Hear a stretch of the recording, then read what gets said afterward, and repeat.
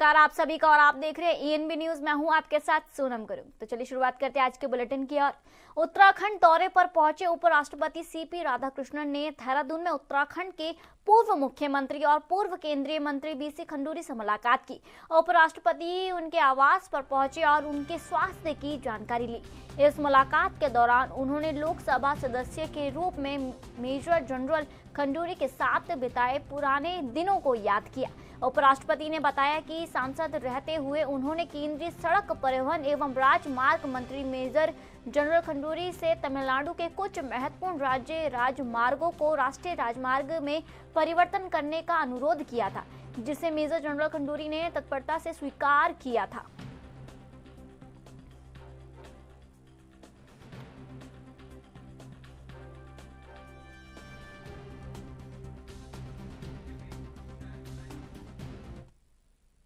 CM Pushkar Singh Dhami ने अम्रपाली विश्वविद्यालय परिसर से आयोजित श्रेयान आधारित शेफ संवाद कार्यक्रम में वर्चुअल माध्यम से सहभागिता की। इस अवसर पर देश भर से युवा शेफ, होटल और पर्यटन क्षेत्र के विशेष शिक्षाविद और छात्र बड़ी संख्या में उपस्थित रहे। कार्यक्रम का उद्देश्य उत्तराखंड के पारंपरिक व्यंजनों, श्रेयान आधारित खान पान और इससे जुड़े रोजगार व पर्यटन अवसरों पर सार्थक संवाद स्थापित करना था। सीएम ने शेफ समुदाय से अपील करते हुए कहा कि सभी मिलकर उत्तराखंड के पारंपरिक व्यंजनों को लोकल से ग्लोबल बनाने की दिशा में कार्य करें, जिससे राज्य को नए अवसर मिलेंगे।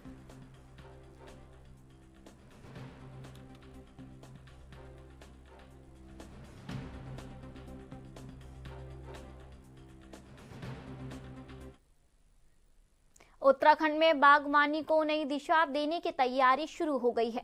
मुख्य सचिव आनंद वर्धन की अध्यक्षता में सचिवालय में आयोजित उच्च स्तरीय बैठक में सेब की अति संघनन बागवानी योजना की प्रभावी ढंग से लागू करने पर चर्चा हुई है।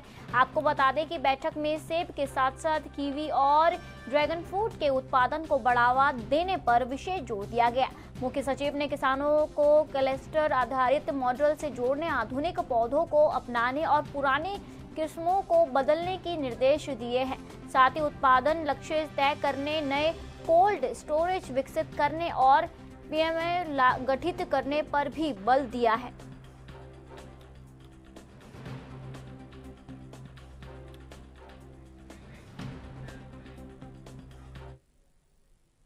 प्रदेश में जमीन विवादों के निपटारे के लिए सीएम पुष्कर सिंह धामी ने 1 माह तक विशेष अभियान चलाने की घोषणा की है। सीएम ने अधिकारियों को आपको बता दें सीएम धामी ने अधिकारियों को विवादों का शीघ्र और प्रभावी समाधान करने के लिए सख्त निर्देश दिए हैं। मुख्य सचिव हर सप्ताह इस अभियान की समीक्षा करेंगे। बीजेपी प्रदेश अध्यक्ष महेंद्र भट्ट ने कहा कि जमीन का मामला सीधे जनता से जुड़ा है और सरकारी तंत्र ने 1 महीने का समय निर्धारित किया है। अगर जरूरत पड़ी तो इस समय सीमा को बढ़ाया भी जा सकता है।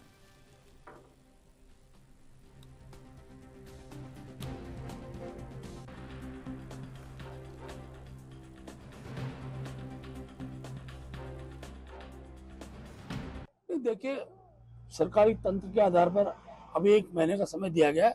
हमेशा समय इसलिए दिया जाता है कि तत्काल कार्रवाई को गति पकड़े। आवश्यक नैनीताल जनपद में आपको बता दें नैनीताल जनपद में 180 से ज्यादा बूथों पर प्री SIR को प्रतिशत अभी भी 50 से कम है, जिसके कारण सहायक निर्वाचन अधिकारी ने उन सभी बूथों के बीएलओ के साथ बैठक की। इस बैठक में बीएलओ ने अपनी समस्याओं का निर्वाचन अधिकारियों के सामने रखा है। सहायक जिला निर्वाचन अधिकारी ने सभी पक्षों को सुना और उन्हें जागरूक किया।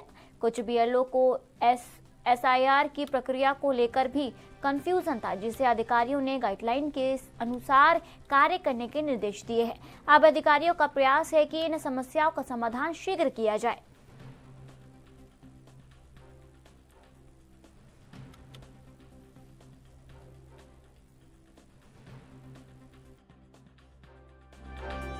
हाँ, निश्चित रूप से अभी जो सवाल आए यहाँ पर उससे समझ में आ रहा था कि किसी विषय पर हमारे बीएलओ ही कंफर्म नहीं है, तो निश्चित रूप से वो जनता के बीच में जाकर के उनको भी संतुष्ट नहीं कर पा रहे होंगे। तो उन सारी चीजों का समाधान किया गया। इवन मैं डिप्टी डीओ जो है, अपना नंबर भी मैंने शेयर किया है कि आपको अगर किसी प्रकार की नवीन स्थिति आती है तो आप सीधे हमसे बात कर सकते हैं और भ्रांतियों का समाधान करेंगे।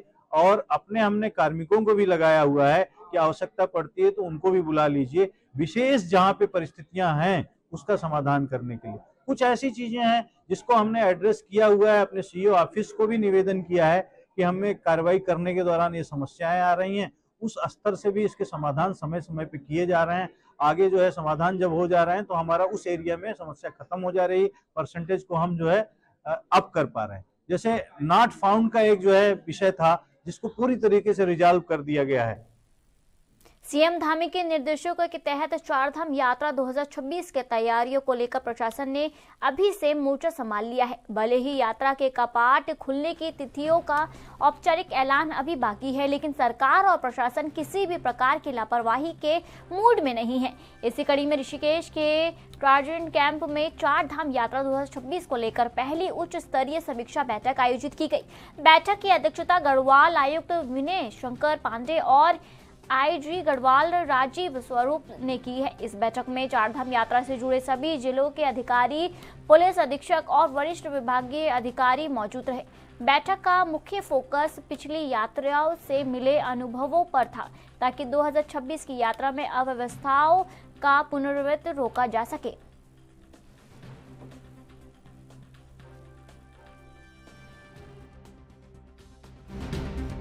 धाम यात्रा न केवल हमारे उत्तराखंड राज्य के लिए बल्कि इस पूरे देश के लिए बड़ी ही महत्वपूर्ण धार्मिक यात्रा होती है। और बाबा केदारनाथ, बद्रीनाथ जी, गंगोत्री, यमुनोत्री और हेमकुंड साहब ये हमारे सभी बड़ी पवित्र तीर्थ स्थल हैं। इस यात्रा को माननीय मुख्यमंत्री जी ने स्पष्ट निर्देश दे रखा है कि इसकी तैयारियां बहुत ही समय से होनी चाहिए और बहुत ही उच्च कोटि की होनी चाहिए, कहीं कोई कमी न रहे। इसीलिए हम लोगों ने आज ये पहली बैठक, जो हमारा सीजन समाप्त हुआ है उसके बाद पहली बैठक आज की गई है, जिसमें सभी यात्रा रूट के आने वाले लगभग पूरा गढ़वाल मंडल आप मान सकते हैं, सभी जिलों के जिलाधिकारी और पुलिस अधीक्षक, वरिष्ठ पुलिस अधीक्षक उपस्थित थे। सभी लाइन डिपार्टमेंट्स, चाहे पीडब्ल्यूडी हो, बीआरओ हो, एनएच हो, पेयजल हो, आपका ट्रांसपोर्ट डिपार्टमेंट हो, सभी डिपार्टमेंट्स के भी अधिकारी थे। हम लोगों ने पहले लास्ट ईयर की जो यात्रा हुई उसके एक्सपीरियंसेस सबसे सुने, क्या कमियां अगर रह गई हैं हमसे तो उसको भी सब नोट किया गया, और ये यात्रा और बेहतर ढंग से कितनी हो सकती है सबके सुझाव लिए गए। आप अवगत हैं कि अभी कमिश्नर साहब की अध्यक्षता में मीटिंग हुई, जिसमें हमारे ज़िले के एसएसपी और एसपी पूरे गढ़वाल मंडल के आए हुए थे। सारे एसएसपीज़ को निर्देशित कर दिया गया है कि जो भी यात्रा मार्ग में जो नए जो सीजनल जो चौकियां हैं, जो पर्यटन की दृष्टि से और चारधाम की दृष्टि से जो चौकियां जो हैं उनकी जो इंफ्रास्ट्रक्चर है उनको देख लें, क्योंकि अभी ये शुरुआती अभी मीटिंग है तो सबको ये बता दिया गया कि जो जो डिमांड्स हैं कोर्स की और उसकी डिमांड्स जो है वो रेंज लेवल को भेज दिया जाए। साथ साथ जो लास्ट ईयर जो हम लोगों ने संपूर्ण यात्रा मार्ग को, जो श्री यमुनोत्री, श्री गंगोत्री यात्रा मार्ग और यहाँ पे श्री बद्रीनाथ, श्री केदारनाथ जो यात्रा मार्ग है, वो सारे समस्त यात्रा मार्ग को हमने 10-10 किलोमीटर के सेक्टर्स में बांटा था। और उस 10 सेक्टर में हमने वहाँ पे मोटरसाइकिल पे हमने 2-2 पुलिस कर्मियों की वहाँ पे राउंड द क्लॉक वहाँ पे ड्यूटीज लगाई थी। तो इससे हमारा पूरा जो चारधाम का अल्मोड़ा में विकसित भारत गारंटी फॉर रोजगार एवं आजीविका मिशन विधेयक 2025 को लेकर एक कार्यशाला आयोजित की गई है, जिसमें केंद्रीय सड़क परिवहन एवं राजमार्ग राज्य मंत्री अजय टम्टा सहित भारतीय जनता पार्टी के जिला और मंडल स्तरीय पदाधिकारी उपस्थित रहे। इस कार्यशाला में विधेयक को लेकर विपक्ष द्वारा फैलाए जा रहे भ्रम और दुष्प्रचार के खंडन हेतु रणनीति पर चर्चा की गई। अजय टम्टा ने कहा कि ये योजना मजदूरों के हित में है और कांग्रेस तथा विपक्षी गठबंधन कितनी भी साजिश कर ले, विकसित भारत और रोजगार की गारंटी का संकल्प पूरा किया जा सकेगा।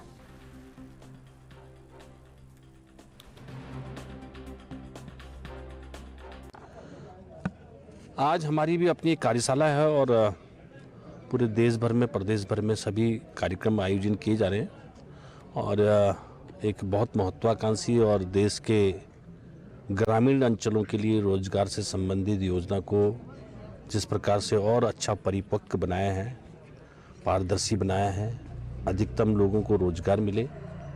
यह भावना लगातार नरेंद्र भाई मोदी जी के मार्गदर्शन में सशक्त हुई है और उसी का परिणाम है कि विकसित भारत गारंटी फॉर रोजगार एंड आजीविका मिशन ग्रामीण, ये योजना का शुभारंभ पूरे देश भर में हुआ है। और आप सबके भी ध्यान में ही होगा कि ग्रामीण क्षेत्रों को रोजगार देने के लिए लगातार योजनाएं चली हैं। कभी सुनिश्चित रोजगार गारंटी योजना थी, कभी जौहर रोजगार योजना थी। तो ऐसे रोजगार योजनाओं का स्वरूप समय समय पर जब भी कोई ऐसा अवसर आए कि अधिकतम लोगों को रोजगार मिले, पारदर्शी हो और उसका प्रभाव भी पड़े और उसकी मॉनिटरिंग भी हो और उसका बजट प्रोविजन भी हो, तो ये चलती रही हैं। वर्तमान में जो स्वरूप बनाया गया है वो अपने आप में बहुत ही महत्वाकांक्षी है, बहुत ही अच्छा है, जिसमें 100 दिन के रोजगार को बढ़ाकर 125 दिन रोजगार किया है। और रोजगार के साथ साथ जो कांग्रेस पार्टी ने उत्तराखंड और हरियाणा के जिलाध्यक्ष को आगामी चुनावों के लिए परीक्षण देने हेतु हरियाणा में 10 दिवसीय कार्यशाला शुरू की है। इस कार्यशाला में दोनों राज्य के प्रभारी प्रदेश अध्यक्ष और नेता प्रतिपक्ष भी शामिल हुए हैं। ये कदम कांग्रेस पार्टी के प्रदेश में अपनी स्थिति मजबूत करने के प्रयासों को दर्शाता है। वहीं भाजपा प्रदेश प्रवक्ता हनी पाठक ने कांग्रेस की कार्यशाला पर पलटवार करते हुए कहा कि ये कांग्रेस का आंतरिक मामला है, लेकिन 2027 में कांग्रेस की हार तय है।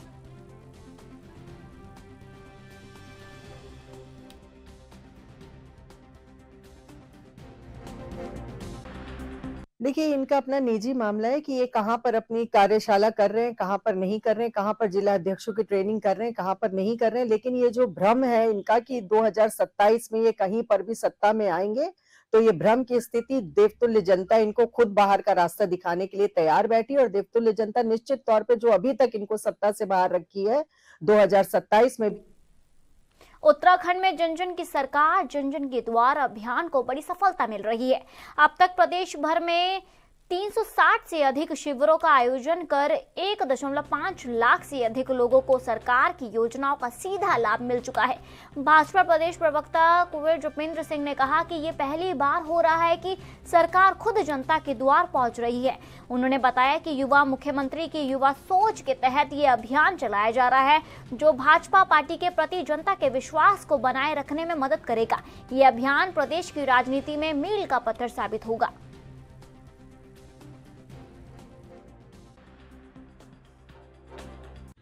देखिए, आज हम यहाँ पे गांधी जी की प्रतिमा के आगे शांतिपूर्वक धरना दे रहे हैं। जैसा कि हमारा AICC से हमारा निर्देशित है कि हमारा कार्यक्रम है, उसमें हम आज मतलब 12 जनवरी से लेके हम 29 जनवरी तक हम लोग सांकेतिक धरना देंगे ब्लॉक स्तर पे, और ये हम लेके तो आज हमने देहरादून में गांधी पार्क में गांधी जी प्रतिमा को लेके मनरेगा को जो स्कीम भाजपा की सरकार द्वारा सिर्फ नाम बदलने से ही स्कीम को ख़त्म कर दिया है, तो ये इसी को लेके इसका विरोध में हमने आज ये धरना प्रदर्शन करा है। आने वाले समय में जो हमारे AICC की तरफ से गाइडलाइन है, उसके जो उनकी तिथियां हैं, जो कार्यक्रम, उस अनुसार हम आगे कार्यक्रम करते रहेंगे। मनरेगा को हम बचाने का जो अभियान है।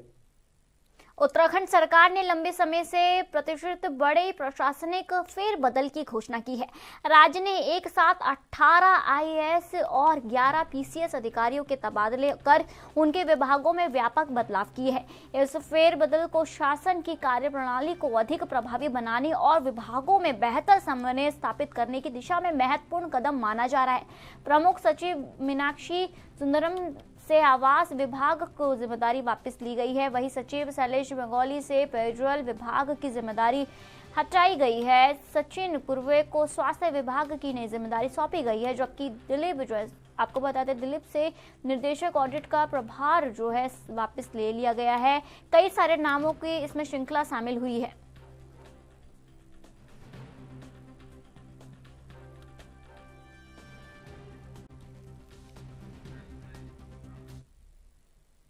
वक्त हो गया एक छोटे से ब्रेक का।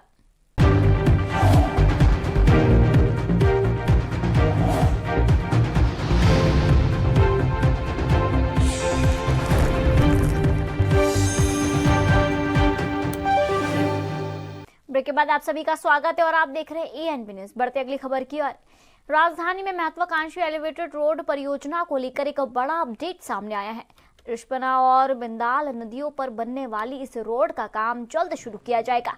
लोक निर्माण विभाग के अध्यक्ष राजेश शर्मा ने बताया कि इस परियोजना का प्रारंभिक प्लान भारतीय राष्ट्रीय राजमार्ग प्राधिकरण यानी NHAI को भेजा गया था, जिसमें स्पीड को लेकर कुछ आपत्तियां उठाई गई थी। विभाग ने इन आपत्तियों को ध्यान में रखते हुए स्पीड को संशोधित किया। अब बिंदाल में 50 किलोमीटर प्रति घंटा और रिस्पना में 80 किलोमीटर प्रति घंटा स्पीड तय की गई है।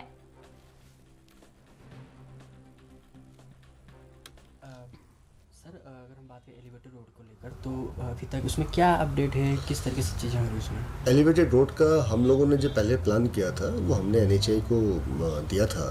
तो NHAI के उसमें इश्यूज़ थे, उसके स्पीड को लेके, जो हमें किलोमीटर पर आवर स्पीड थी उसको लेके इश्यूज़ थे। तो पहले हम लोगों ने जो डिफरेंट लोकेशंस पे हमारी जो हमारी डिज़ाइन स्पीड थी वो अलग थी। तो जैसे उन्होंने चाहा था उसके बाद हम लोगों ने अपना एक, अगर मैं बात करूं बिंदाल की तो 50 किलोमीटर पर आवर के हिसाब से और रिस्पना का 80 किलोमीटर पर आवर की डिज़ाइन स्पीड के हिसाब से हमने उनको सारे प्लान सारे जो चीज़ें चाहिए थी उनको वो हमने सब दे दिए हैं। तो अब उसमें उन्हीं के यहाँ अभी सबमिटेड है और जो कार्रवाई होनी है वो अगले जैसे NHAI के जो भी उसमें डायरेक्शंस मिलते हैं उस हिसाब से कार्रवाई की जाएगी।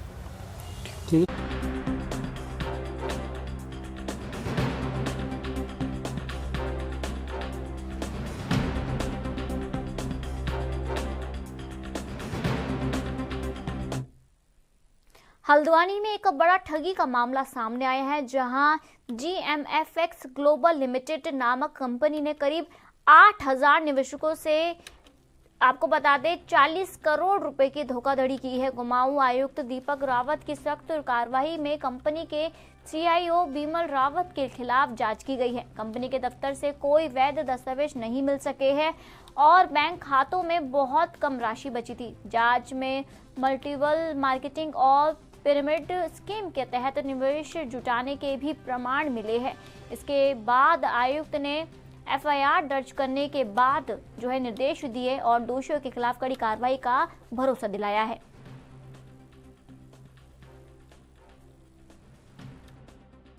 देखिए, मामला तो ये जनता मिलन में आया जो ये GMFX ग्लोबल लिमिटेड करके एक कंपनी है जो पब्लिक से एक स्कीम के तहत पैसा ले रही है और उसमें इन्होंने ये प्रॉमिस किया है कि हम 2 साल में पैसे को डबल करेंगे।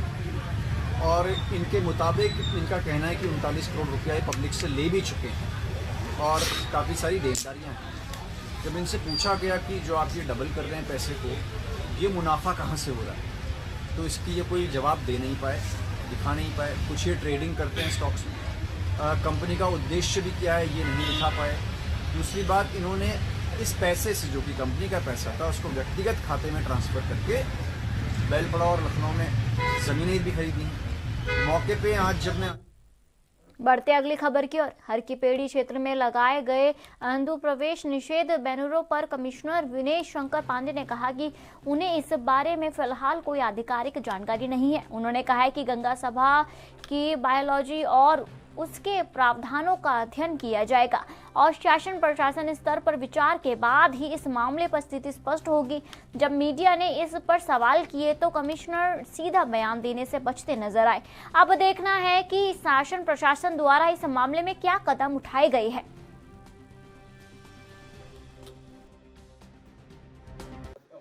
बताया गया है, म्युनिसिपल एक्ट को उसका हवाला दिया गया है, क्या इस तरह के पोस्टर लगाए जाने चाहिए? नहीं, अब ये तो देखने के बाद पता लगेगा कि कौन से पोस्टर लगे हैं, म्युनिसिपल एक्ट क्या कहता है, गंगा सभा का क्या वर्जन है।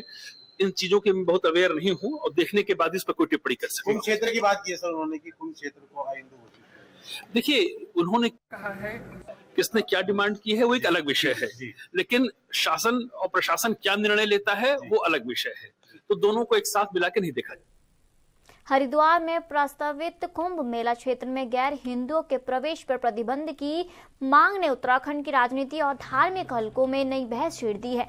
गंगा सभा और कुछ संतों द्वारा उठाई गई इस मांग का अब श्री बद्री केदार मंदिर समिति ने भी समर्थन किया। श्री बद्री केदार समिति के अध्यक्ष हेमंत द्विवेदी ने मीडिया से बातचीत में कहा कि कुंभ क्षेत्र में गैर हिंदुओं के प्रवेश पर पूरी तरह से रोक लगानी चाहिए, क्योंकि ये पवित्र स्थल करोड़ों हिंदुओं की आस्था का केंद्र है।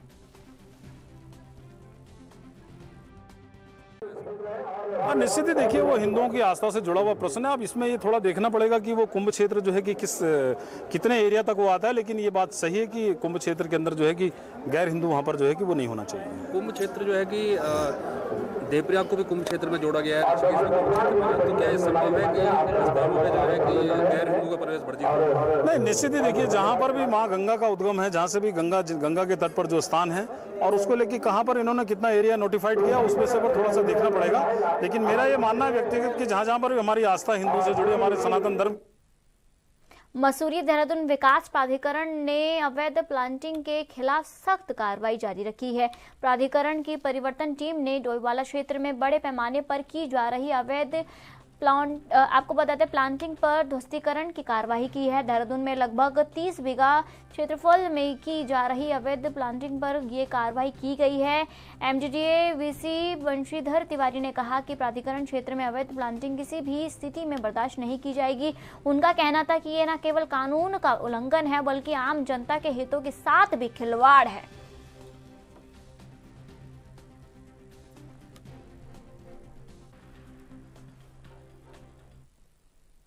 हरिद्वार जिले के रुड़की कोर्ट में उस समय हड़कंप मच गया जब एक आरोपी दोषी करार दिए जाने के बाद पुलिस को चकमा देकर फरार हो गया। जैसे ही आरोपी को सजा सुनाई गई, कोर्ट परिसर में अफरा तफरी मच गई और मुजरिम मौके से फरार हो गया। घटना के बाद पुलिस महकमे में हड़कंप मच गया और अब पुलिस फरार आरोपी की तलाश में जुट गई है। इस घटना ने न्यायिक सुरक्षा व्यवस्था पर सवाल खड़े कर दिए हैं, जिससे सुरक्षा इंतजामों की कड़ी समीक्षा की आवश्यकता महसूस हो रही है।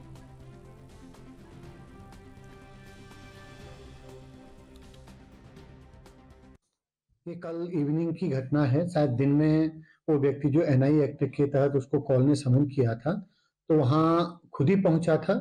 कोर्ट ने सजा सुनाई तो हमारी जो कोर्ट मोहरेर है उनका कहना है कि उस दौरान वो मौका दे करके वहां से फरार हो गया बाथरूम जाने के बहाने से। तो उसमें मुकदमा दर्ज कर लिया गया है। हमारी टीमें लगी हैं, जल्द ही हम जन जन की सरकार जन जन के द्वार कार्यक्रम के तहत बिलगना ब्लॉक की न्याय पंचायत कड़ूर में डीएम टेहरी नितिका खंडरवाल की अध्यक्षता में एक बहुउद्देशीय शिविर का आयोजन किया गया। इस शिविर में 104 आवेदन पत्र दर्ज किए गए, जिनमें से अधिकांश का मौके पर निस्तारण किया गया। डीएम ने विभागीय स्टॉलों का निरीक्षण किया और आवश्यक दिशा निर्देश दिए। साथ ही बाल विकास विभाग के माध्यम से 4 पात्र लाभार्थियों को मुख्यमंत्री महालक्ष्मी किट वितरित की गई। ये कदम सरकार की जनता के प्रति प्रतिबद्धता को दर्शाता है।